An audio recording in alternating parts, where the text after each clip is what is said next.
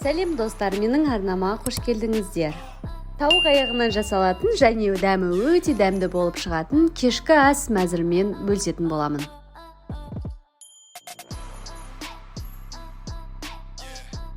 Алдымен көкөністерімізді осылай турап аламыз. Сәбіз, картоп, саңырауқұлақ, жуа және болгар бұрышы.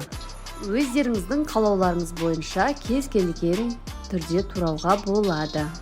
Енді осыны үлкенірек ыдысымызға салып маринаттайтын боламыз. Мен шай қасықпен жарты қасықтай тұз салдым. Татымына қарай саласыздар. Өзіңіздің үйіңіздегі бар дәмдеуіштерді қосып жасай беруге болады. Мен қызыл паприка және тауық етіне арналған осындай дәмдеуішті және қара бұрыш и кішкене кориандр қосып жібердім. Енді сұйық май немесе осындай оливковое масло құюға болады. Мен тағамдарды барлығын көз өлшемімен жасаймын. Жақсылап араластырып 5-10 минутқа қойып қоятын боламыз. Енді тауығымызды дәмдеуіштермен маринаттайтын боламыз.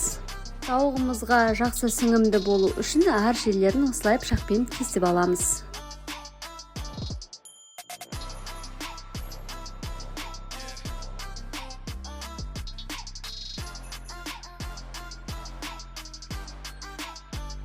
Енді тауығымызға да жаңағы дәмдеуіштерді қосатын боламыз.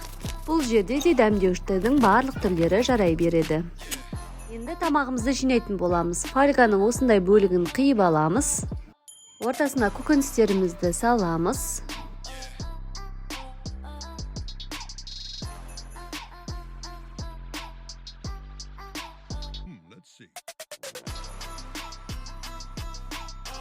Маринатталған тауығымызды қойып, үстіне сары майдың кішкене бөлігін салып жіберетін боламыз.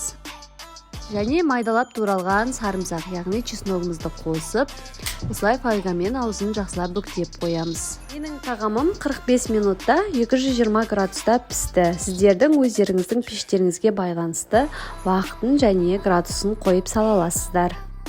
Жасалу жолы өте оңай және өте дәмді және адам ағзасына қатты ауыр тимейтін тамақтардың бірі. Сіздер де жасап көріңіздер, менің арнама тіркеліп, лайк басуды ұмытпаңыздар. Керектеріңізге жарасын.